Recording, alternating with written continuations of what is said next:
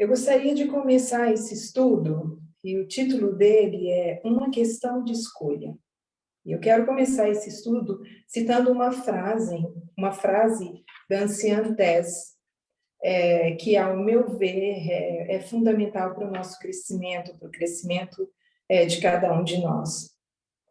E a frase é a seguinte: a educação é sempre a chave para a mudança. Devemos, portanto, permanecer pessoalmente motivados a nos educar. O objetivo do estudo que eu vou apresentar hoje a vocês é o de desmistificar a homossexualidade como sendo algo nocivo e incompatível com a vontade de Deus, traçando uma linha que irá nos demonstrar que, na verdade, sendo eles seres humanos como nós, sendo nossos irmãos e irmãs, nossos iguais, criados por Deus, na verdade, serão fundamentais para conhecermos o caráter de Deus e alcançarmos a salvação. Eu quero começar, então, falando de uma história que é muito usada para justificar a não aceitação da homossexualidade por parte de Deus. Nós vamos falar de Sodoma e Gomorra. Eu vou fazer uma planificação breve, porém clara, e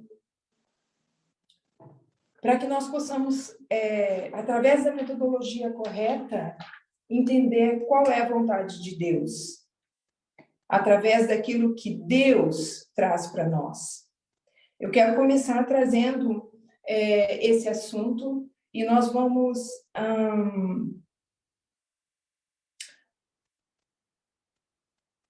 fazer também um paralelo dessa história com uma história muito semelhante, que é a história de Juízes 19. Nós vamos falar, então, de Gênesis 19, que é a história de Sodoma e Gomorra, e nós vamos tratar também do assunto de Juízes 19, lembrando que eu vou fazer uma explanação breve, mas que com clareza suficiente para que nós possamos entender, e eu vou discorrer, então, continuar discorrendo o estudo para alcançar o objetivo que eu trago nesse estudo. Futuramente, a gente pode fazer um estudo mais contundente, um estudo mais amplo, para que a gente possa falar um pouco mais a respeito. Então, eu vou fazer uma comparação e vou contrastar usando a metodologia correta e as ferramentas que essa metodologia traz para que nós possamos ter um entendimento correto das Escrituras, do que Deus quer falar conosco. Então, eu vou começar com a seguinte pergunta, e eu gostaria da participação de vocês. Quantas pessoas, se tratando então da história de Gênesis 19, que é Sodoma e Gomorra, quantas pessoas foram à casa de Ló atrás dos hóspedes que Ló tinha em sua casa? Todos os homens da cidade? Ei, Gabi, obrigada. Sim, todos os homens da cidade. E se a gente for para o texto de Ellen White, que está em Patriarcas e Profetas 107.2, a gente vai ver que Ellen White cita como uma grande multidão. Ela se refere a esse povo como uma grande multidão. E grande multidão nos faz entender que não é pouca gente, né? E como disse o Gabriel, seria todos, todo o povo. Na minha Bíblia tem todo o povo. Isso eu acho o texto aqui. Ela diz, nesse texto, eu vou parafrasear, que no 107.2, Patriarcas e Profetas, ela diz que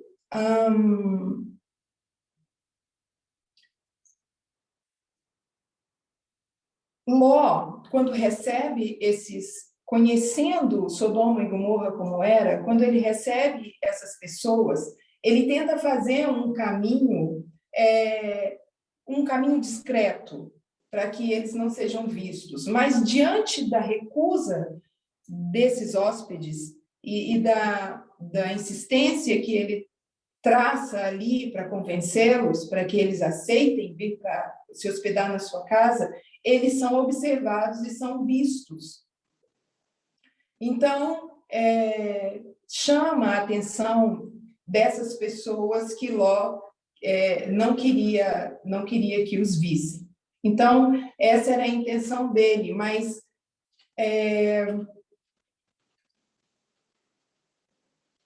a multidão, quando percebe, ela se reúne, né? E Ellen White cita como uma multidão iníqua.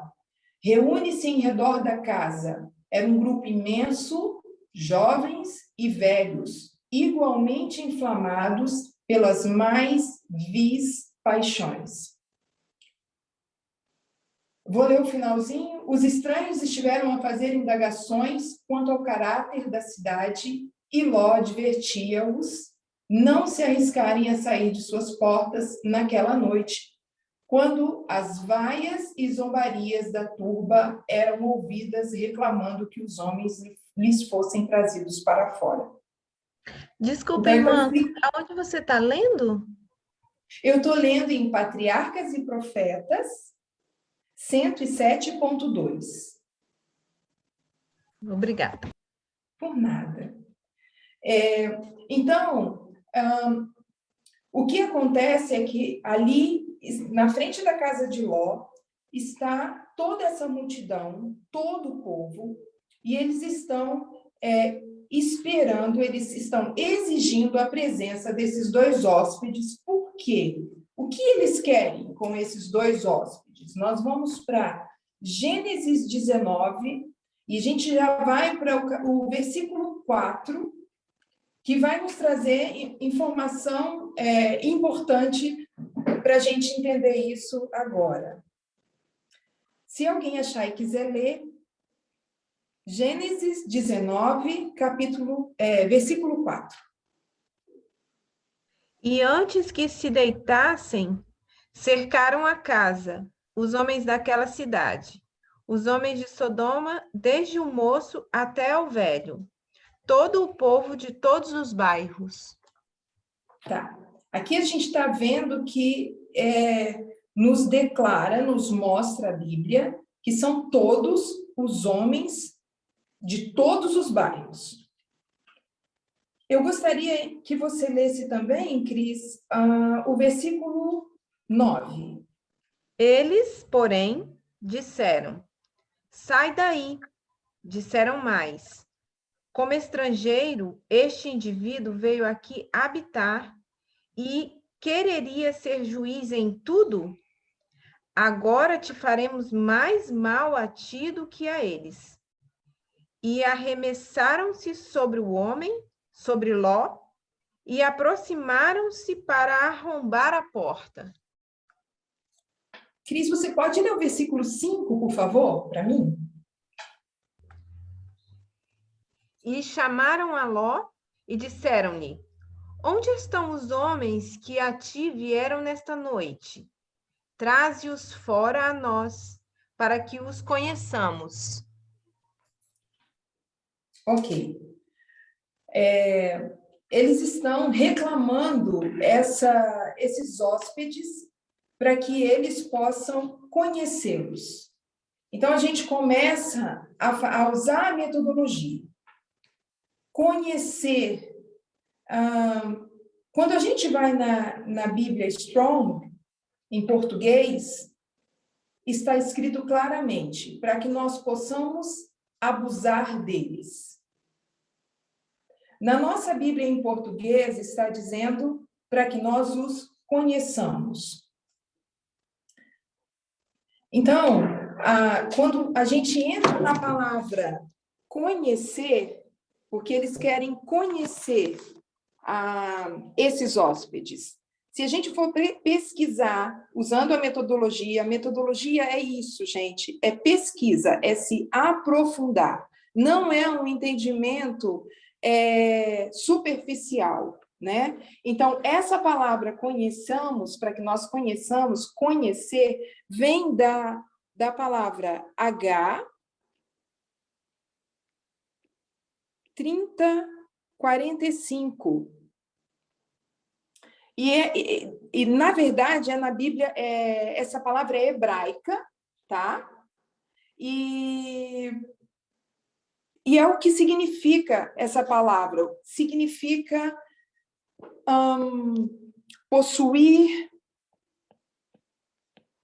no sentido de como algo de...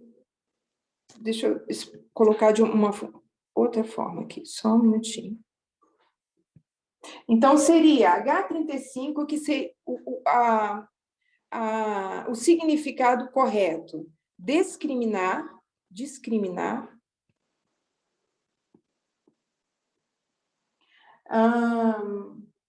saber por experiência. O que isso remete? Remete a saber experimentando, forma carnal.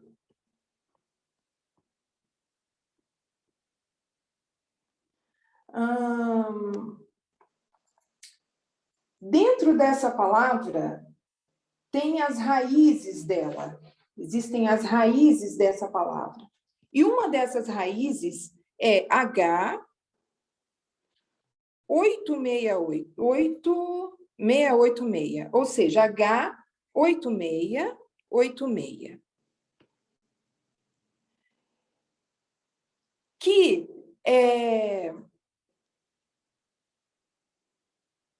que vem da palavra, que traz a palavra ditar, tá? H2191 e H2192.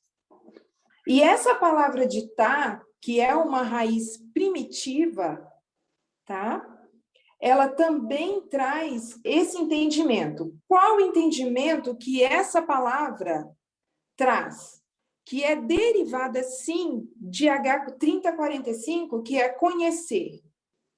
Então, essa palavra traz ser ruim. Vou colocar aqui.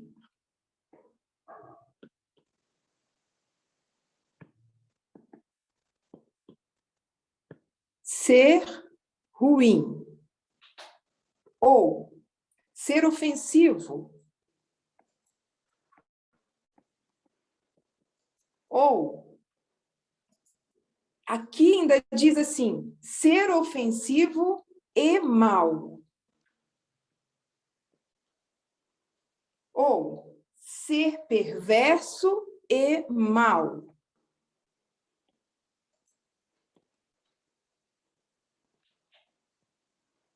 Ou, causar dano. E eu poderia citar ainda muitas outras palavras que está ligado a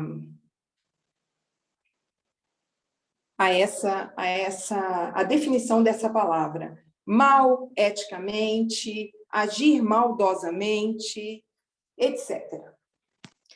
Então, quando a gente chega na raiz dessa palavra, a gente entende que a intenção desse povo, posto que esse povo se trata de homens, nós vimos lá todos, jovens e velhos, a gente vai entender que a gente está começando a entender qual é a intenção dessas pessoas. E se a gente vai no versículo 9, que a Cris leu para a gente, o versículo 9 diz, o final dele diz, agora te faremos mais mal a ti do que a eles. O que eles estão querendo dizer com isso? Que agora eles vão tentar fazer o mal, porque eles estão indo fazer o mal, não conhecer, é um conhecer que está ligado ao que essa palavra significa, como eu acabei de dizer, em hebraico, e que eles iriam fazer o quê? Mal. Agora, eles estão ameaçando o próprio Ló. E então nós vamos receber mais informação. É uma ampliação, uma informação importante que nos ajuda a entender a intenção desses homens.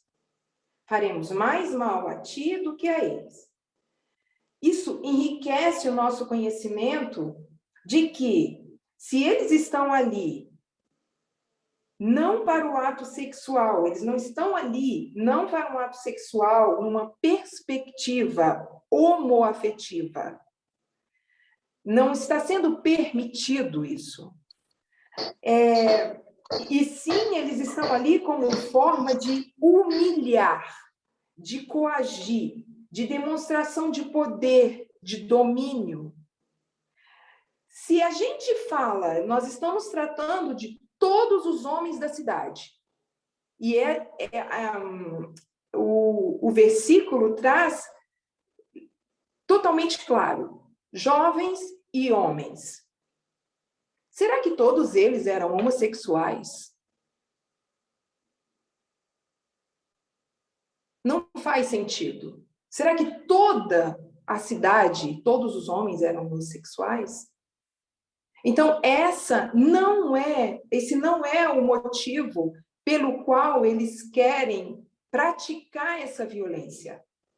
O motivo é humilhar, é coagir, demonstrar o poder dele. Então, a gente vai ver numa citação de Ellen White sobre Sodoma e Gomorra, vou colocar aqui mais embaixo, Patriarcas e Profetas, capítulo 14, páginas 156 e 157.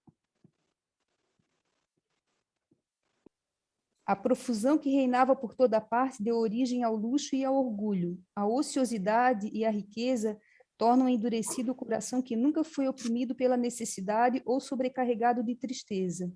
O amor ao prazer era favorecido pela riqueza e lazer, e o povo entregou-se à satisfação sensual.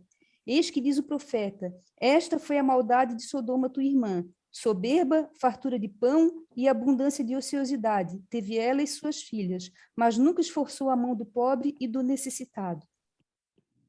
Muito obrigada. Pode passar para a gente a citação? Está em Patriarcas e Profetas. Patriarcas e Profetas. 105.2. E eu estou no aplicativo, tá? Não é o livro físico. É, no aplicativo mesmo que eu queria. 105.2. Tá. Então, o que Ellen White traz para a gente nessa citação? Ela traz para a gente os motivos pelos quais a cidade de Sodoma e Gomorra seria destruída. E eu escrevi aqui, enquanto ela falava, alguns dos motivos. Luxo, orgulho, ociosidade, soberba, fartura e a não hospitalidade, o não ajudar o próximo. Então, não está escrito, nem nos escritos de Ellen White, tampouco na Bíblia, que a cidade seria destruída por conta da homossexualidade. Não tem nada a ver com homossexual. É luxo, orgulho, ociosidade, soberba, fartura, e eles tampouco dividem suas riquezas com os pobres, né? Eles não se compadecem dos pobres.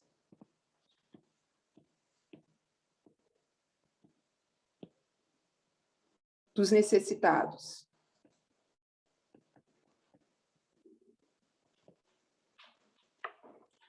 Ok. Então, quando a gente vai também, tem uma outra citação de Ellen White, que é a citação de Profetas e Reis. Nós vamos para lá, Profetas e Reis, 156.5. A perspectiva era particularmente desencorajadora em referência à condição social do povo. Em seu desejo de ganho, estavam os homens adicionando casa a casa, herdade a herdade. Oséias 5:8. A justiça fora pervertida, e nenhuma piedade era mostrada ao pobre. A respeito desses males, Deus declarou: o espólio do pobre está em vossas casas. Que tendes vós que afligir o meu povo e moer as faces do pobre? Isaías 3, 14 e 15. Mesmo os juízes, cujo dever era proteger o desenjaulado, faziam ouvidos moucos aos clamores do pobre e necessitado, das viúvas e dos órfãos. Pode ler o 150, o próximo, por favor? 156.6. Com a opressão e a opulência vieram o orgulho e o amor à ostentação, embriaguez e o espírito de orgia. E nos dias de Isaías, a própria idolatria já não provocava surpresa. Práticas iníquas tinham se tornado tão predominantes entre todas as classes que os poucos que permaneciam fiéis a Deus eram, não raro, tentados a perder o ânimo, dando lugar ao desencorajamento e desespero. Era como se o propósito de Deus para Israel estivesse para falhar, e a nação rebelde devesse sofrer sorte semelhante à de Sodoma e Gomorra. Obrigada. Nada. A que essa história se refere? Ela está falando de Sodoma e Gomorra? Não, Israel. Então, o que Ellen White está fazendo? Ela está fazendo, usando essa citação, a citação de Profetas e Reis, para fazer uma comparação entre Israel e Sodoma, descrevendo os pecados de Israel naquele momento, como podemos ver no livro de Isaías, e fazendo essa comparação com quem? Com Sodoma e Gomorra. Quais são os pecados que ela cita aqui? Os mesmos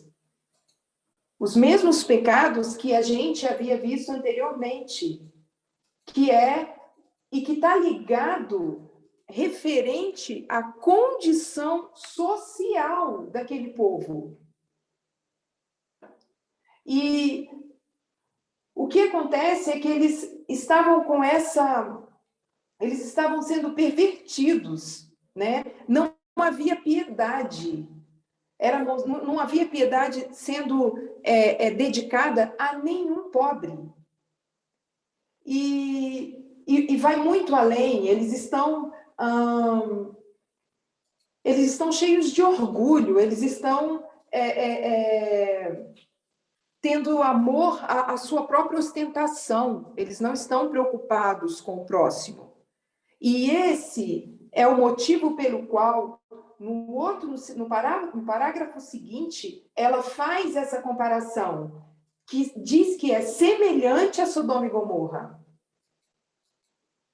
Ou seja, que eles deveriam sofrer a mesma sorte de Sodoma e Gomorra. Ela não está falando em momento algum sobre homossexualidade ou sobre relacionamento homoafetivo. Tá? E uma colocação que eu acho que é importante a gente lembrar, eu disse um pouco antes, é que se aquela multidão se ela era composta de homossexuais, por que naquela grande quantidade eles não dormiam entre si? Por que eles queriam, se era um trato homoafetivo, por que eles queriam aqueles dois homens para se satisfazerem? Por que não se satisfazeriam entre si?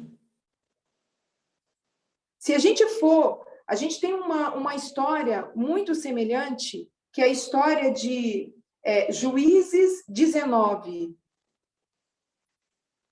Em Juízes 19, nós temos uma história semelhante, onde, no versículo 24, Juízes 19, 24.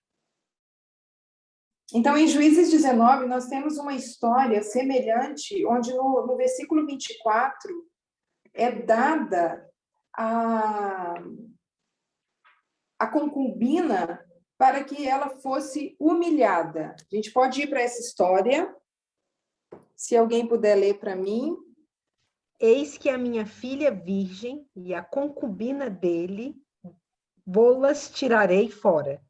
Humilhai-as a elas, e fazei delas o que parecer bem aos vossos olhos.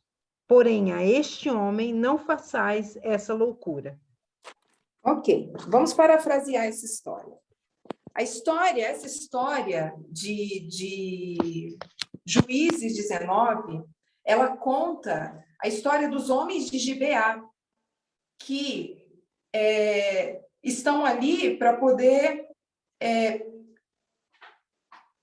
reivindicar, tá? Eles também querem, eles vão para a casa desse benjamita e eles exigem a entrega desse hóspede que ele tem em sua casa, né?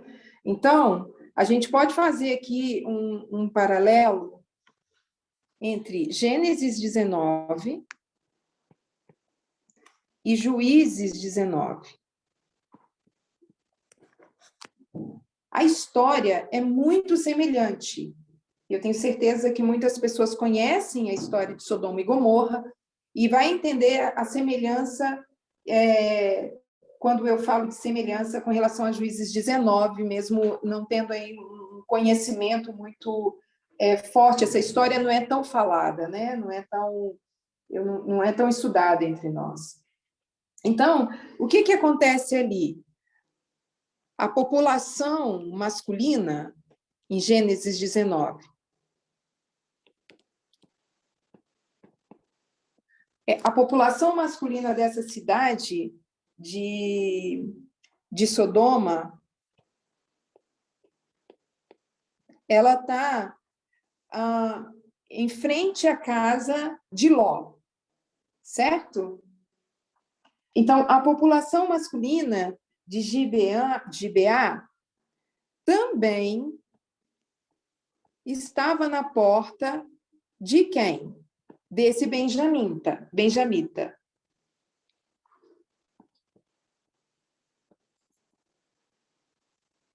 Gibá.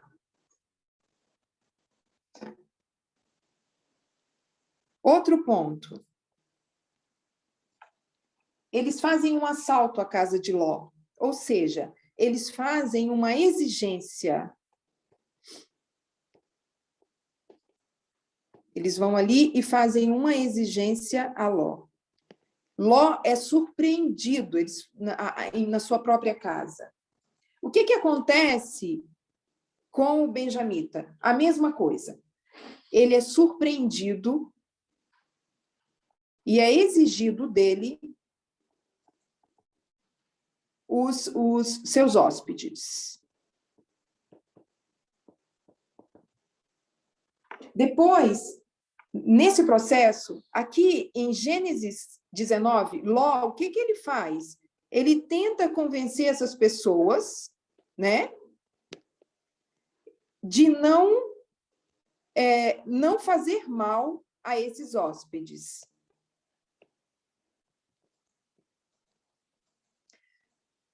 Em Juízes 19, acontece a mesma coisa. O benjamita, ele tenta convencer essas pessoas de não fazer mal ao seu hóspede.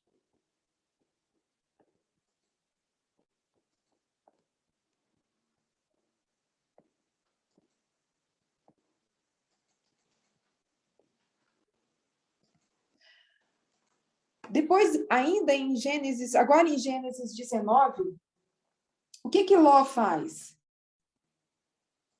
Ele propõe a entrega das duas mulheres. Quem são as duas mulheres?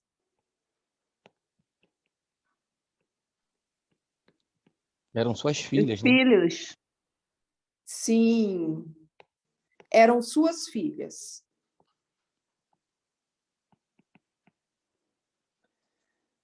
Se a gente vai agora para Juízes 19, o que o benjamita propõe? Ele propõe entregar também duas mulheres,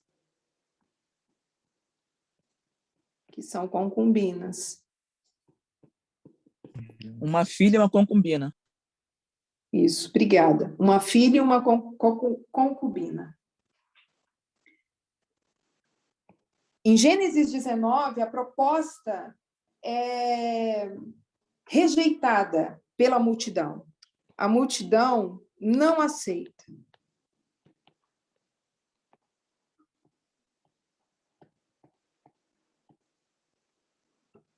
A mesma coisa acontece em Juízes 19. Quando a gente volta para Gênesis 19, a gente vê que os anjos, o que os anjos fazem? Para salvar Ló. Os anjos pegam Ló para dentro da casa. Não é mesmo? Os anjos puxam Ló e fecham a porta.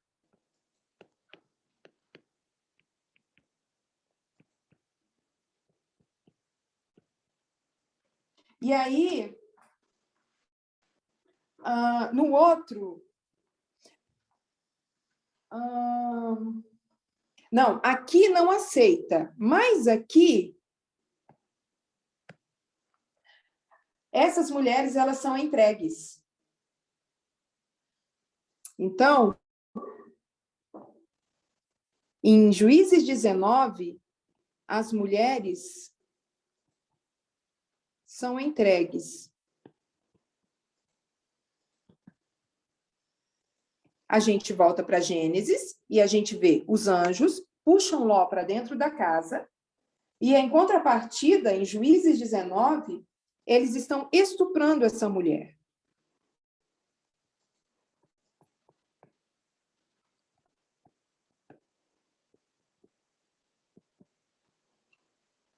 Depois a gente volta, e aqui em Gênesis 19, eles estão sob cegueira. Lembra? Os anjos, para proteger Ló, tornam todas essas pessoas cegas. Nessa história de Juízes 19, eles também ficam sob cegueira.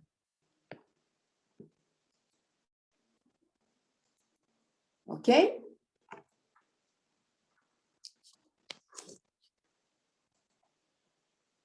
Depois, Sodoma é destruída e os homens da cidade desse benjamita, eles são quase todos destruídos.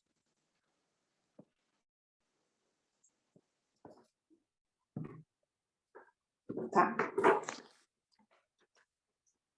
É interessante, e eu diria muito importante, perguntarmos por que isso acontecia. Por que essa forma de demonstração de poder? O que pode motivar pessoas a realizar esse tipo de abuso? Mais que prazer, a gente entende que, mais que um prazer sexual, que não é o caso ali, é a necessidade, que a gente fez uma pergunta, o que pode motivar essas pessoas a realizar esse tipo de abuso? E a gente deve remeter nossos pensamentos aos países em guerra, porque isso acontece até hoje nos países em guerra. Porque mais do que o prazer sexual é a necessidade de satisfazer sua necessidade de domínio, autoafirmação, competitividade ou poder. Então, a conclusão é que os crimes de Sodoma não foi um crime com cunho homossexual, num sentido consensual, e sim de abuso, como já falamos, no sentido de dominação, poder, humilhação, demonstração de poder, bem como a supremacia, através do ataque ao que eles pensam que são uma ameaça. Independente da sexualidade de qualquer pessoa naquela cidade, todos estavam contaminados pela luxúria, pelo orgulho, pela maldade, pela ociosidade. Eles estavam contaminados por todas aquelas definições que eu trouxe logo no início. Esse foi o motivo. Então, quando a gente lê na Bíblia que Deus nos informa claramente, e no espírito de profecia, o motivo pelo qual Sodoma e Gomorra foi destruído, cai por terra, como eu quis trazer no início do meu discurso, o objetivo de desmistificar isso, de tirar essa compreensão errônea, superficial da Bíblia, trazendo a metodologia correta. Então, a gente se aprofunda com a metodologia, mas a própria Bíblia se explica por si mesma, que é que faz parte das regras de Miller, que é a regra número 5. Então, para a gente continuar, a gente tem, assim como nós temos a Bíblia como fonte de informação, nós também temos a ciência, que através de pesquisas importantes e muita dedicação nos traz respostas que vêm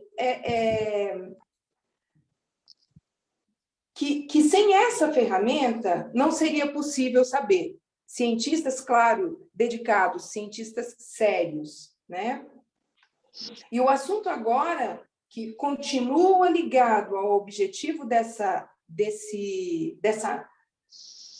estudo, eu vou escrever aqui, relacionamento. O relacionamento, ele cria vínculos. É isso que o relacionamento faz. Então, eu vou trazer para vocês a história de uma cientista de Tel Aviv, Israel, doutora Ruth Feldman, e ela é diretora do Centro de Neurociência Social do Desenvolvimento. O que acontece na vida da doutora Ruth? Quando ela entendeu o que era o amor, quando que ela entendeu o que era esse amor condicional? Quando ela engravidou e amamentou, depois que o bebê nasceu, a sua bebê, amamentou pela primeira vez. E ela decidiu pesquisar e entender por que esse sentimento é tão forte e permanente nessa relação de mãe, filhos e filhas, tá? Mãe e filhos, mãe e filhas. E ela se fez a seguinte pergunta: qual é a biologia do vínculo?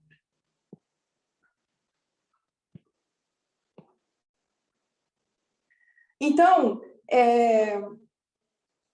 ela diz que, no início, ela traz essa informação que eu achei muito interessante, que, no início dos anos 90, ainda não havia um entendimento total de como esse vínculo entre a mãe e o bebê se desenvolve, tá? E, em sua pesquisa, ela se deparou com vários artigos científicos que descreviam a importância do hormônio ocitocina no vínculo entre mamíferos. Então, ela se perguntou se a ocitocina estaria envolvida no vínculo entre mães e filhos. No caso, ela perguntava agora, ela e os seus filhos, né? Em 2001,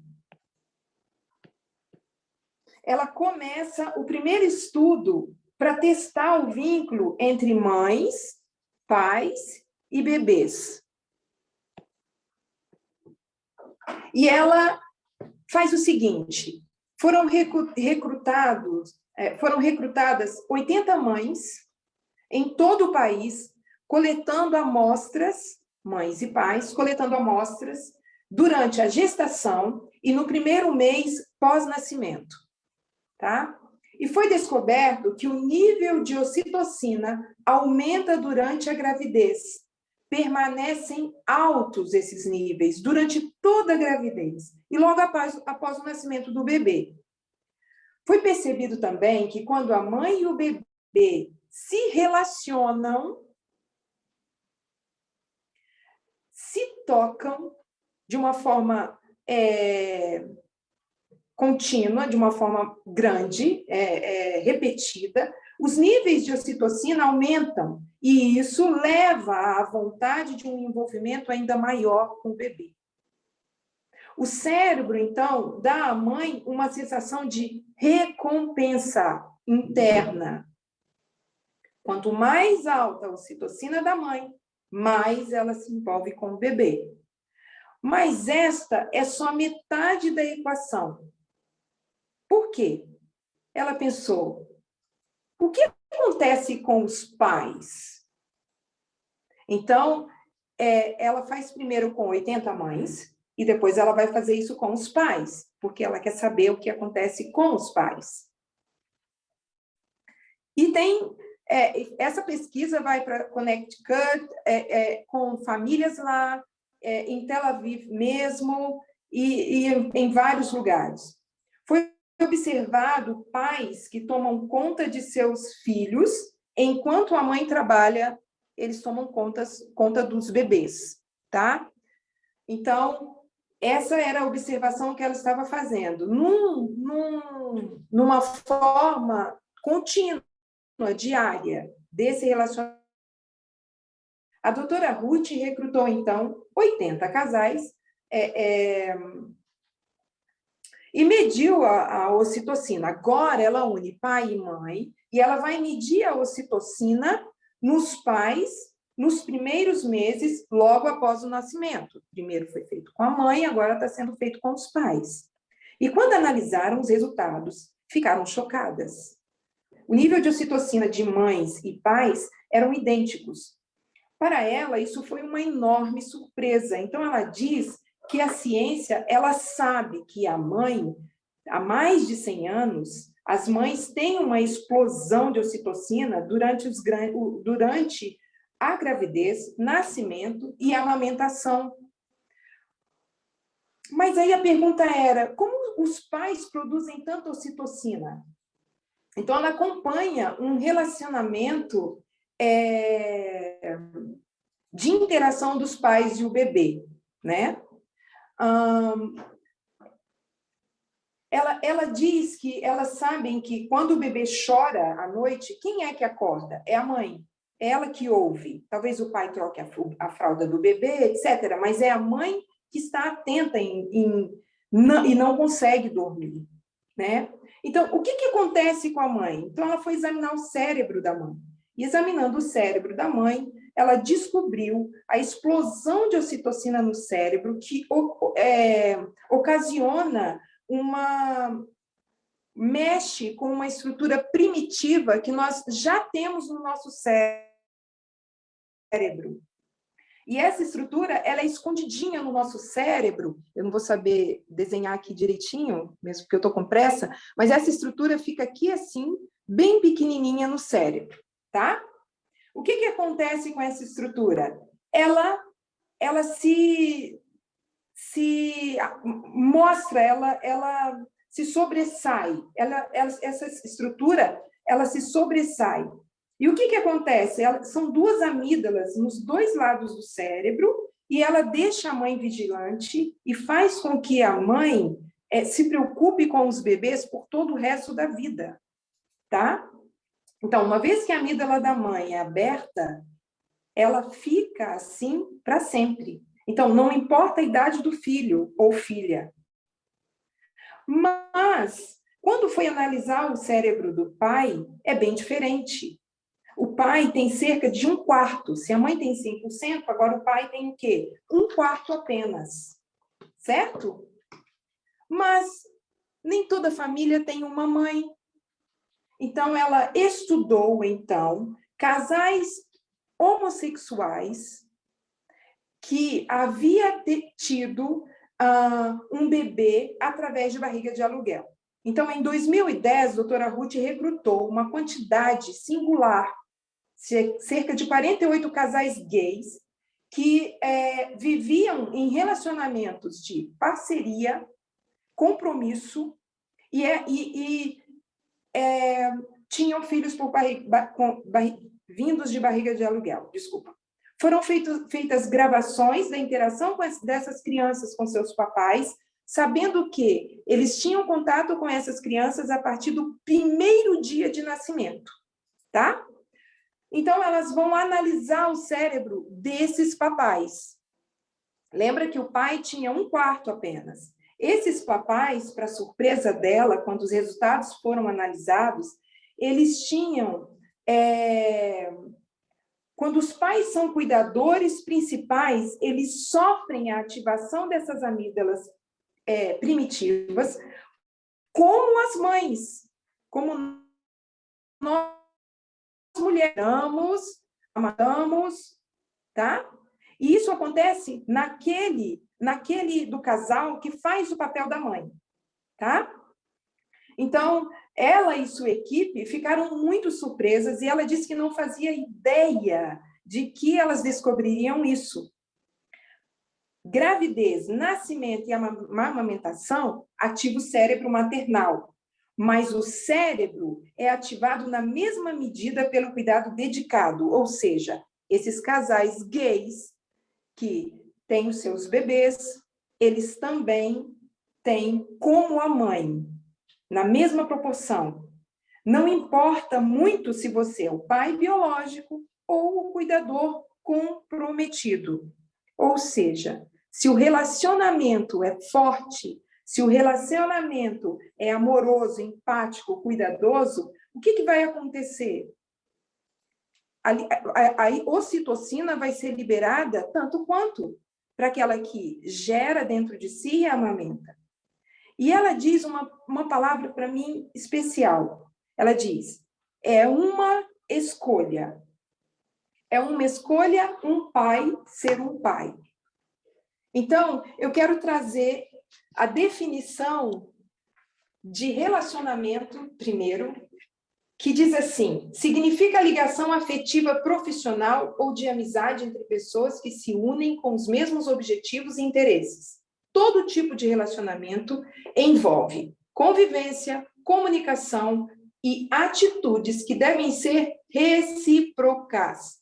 Quando uma das partes não desenvolve os atributos necessários para uma boa convivência, o relacionamento se torna difícil. Um bom relacionamento se desenvolve quando há confiança, empatia, respeito e harmonia entre as pessoas envolvidas. O termo pode se referir a qualquer tipo de relação que existe entre duas pessoas ou mais pessoas. Está associado à capacidade de interação e à habilidade de aceitar as pessoas como elas são. Os relacionamentos humanos trazem impactos sociais. E eu queria trazer, antes de terminar,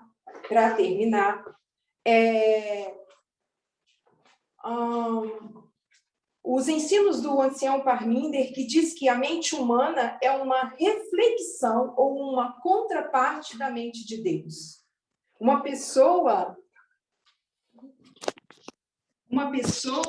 é mais valiosa do que o mundo inteiro. Deus criou o homem, cada faculdade, para ser uma faculdade da mente de Deus. Deus criou o homem para cada parte de seu ser, cada emoção, cada sentimento, cada autopoder que tem, pudesse ser um reflexo da mente de Deus. Nossa mente é uma cópia direta da mente de Deus.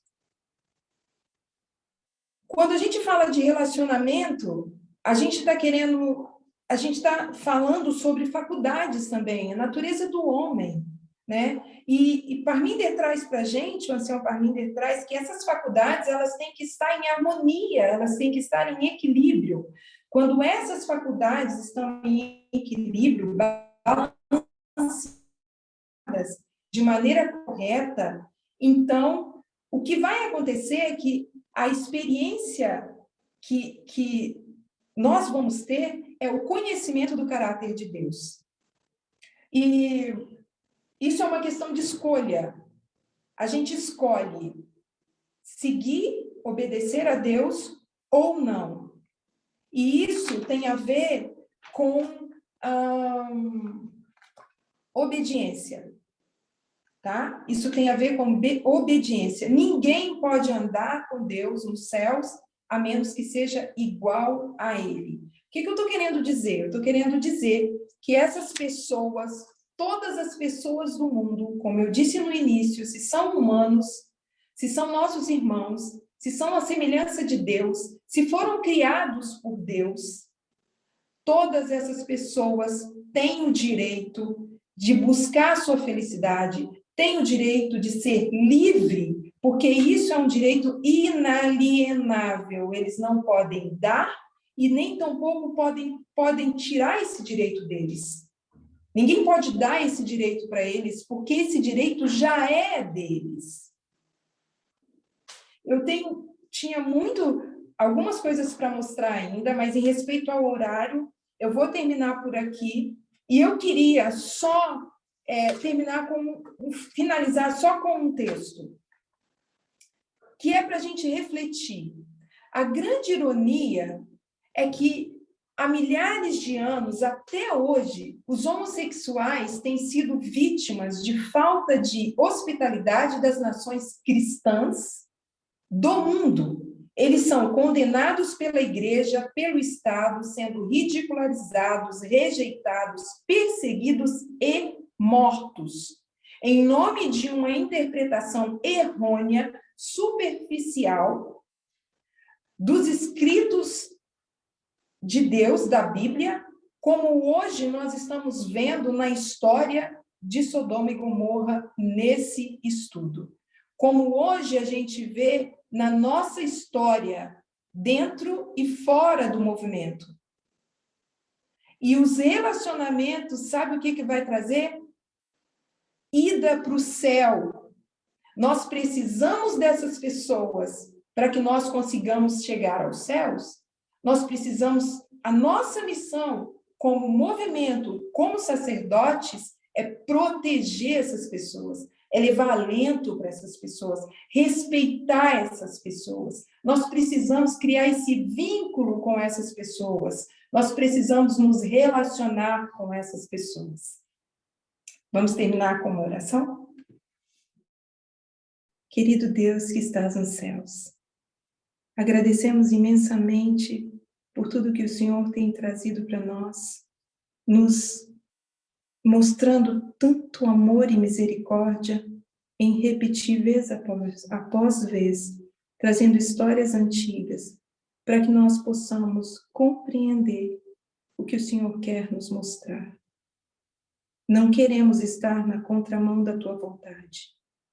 É muito claro, seres humanos, o Senhor morreu por esses seres humanos.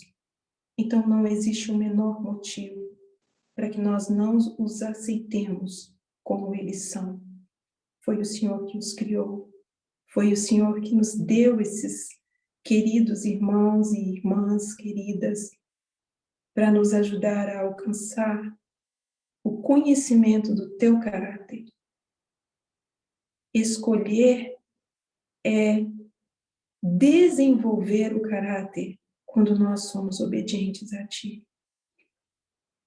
E a única forma de, dentro de um relacionamento, de nós conhecermos a ti, é conhecendo o outro, amando o outro, criando um vínculo com o outro, sem o menor preconceito. Obrigado, Senhor, por nos instruir, Nos ajuda, bondoso Deus, a lidar com todos os conflitos e dificuldades no que tange à igualdade. Nós pedimos uma bênção especial sobre cada um de nós, sobre o sermão que virá, agradecidos imensamente, em nome e por amor de Jesus. Amém.